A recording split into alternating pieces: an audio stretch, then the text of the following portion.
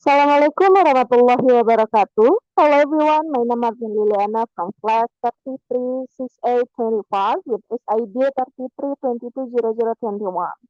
So today I'm going to present the final project of Applied Linguistics. Okay.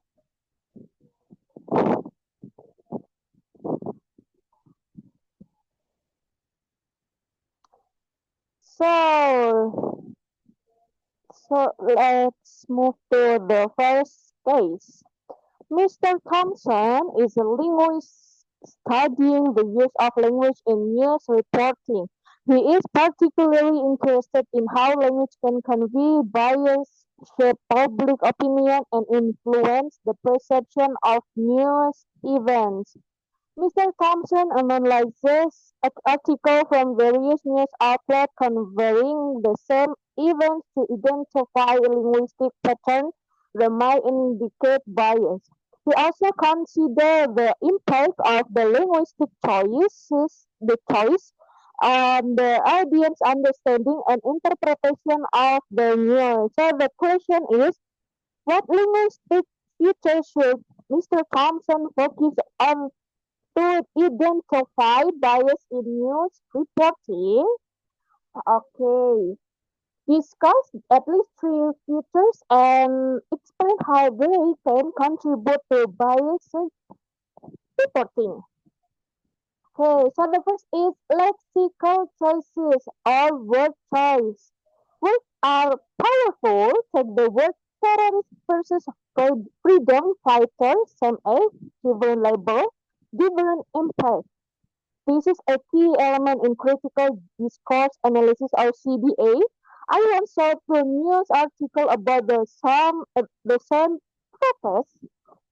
One called it a riot, another called it a demonstration. That made me realize how language frames reality.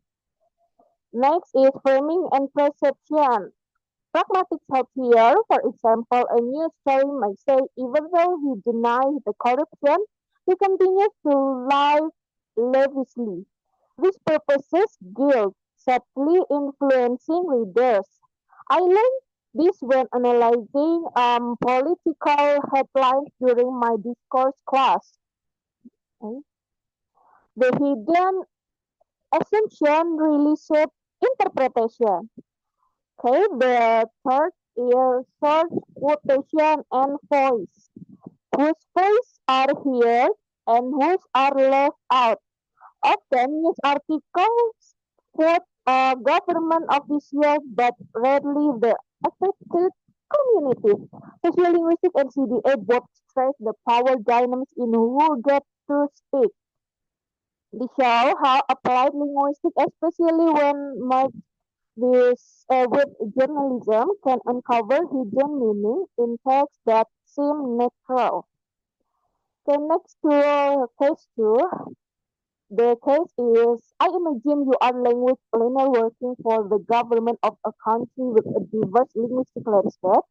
The country has several indigenous languages spoken by different ethnic groups, as well as a dominant national language used for official purpose.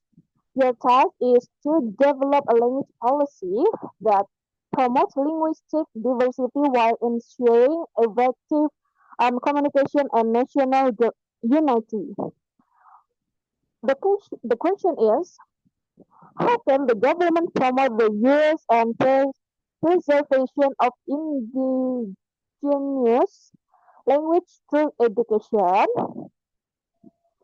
So the number one is integrate indigenous language into the education system. Using sociolinguistic and techniques for learning, we can apply translanguaging and bilingual education strategies. I remember visiting a village in Kalimantan during a research project. Children there could barely speak their ancestral language. When I asked why, they said bahasa daerah itu buat orang tua. That was heartbreaking. Case number two. train local teachers and create materials in indigenous language. This link to morphology and syntax. We need to understand the structure of this language to teach them well. I work on a small documentation project where we record basic vocabulary in Cantonese, even simple steps like this matter. The last is promote cultural pride through media and content creation. Here's where applied linguistics meets content creation and sustainability.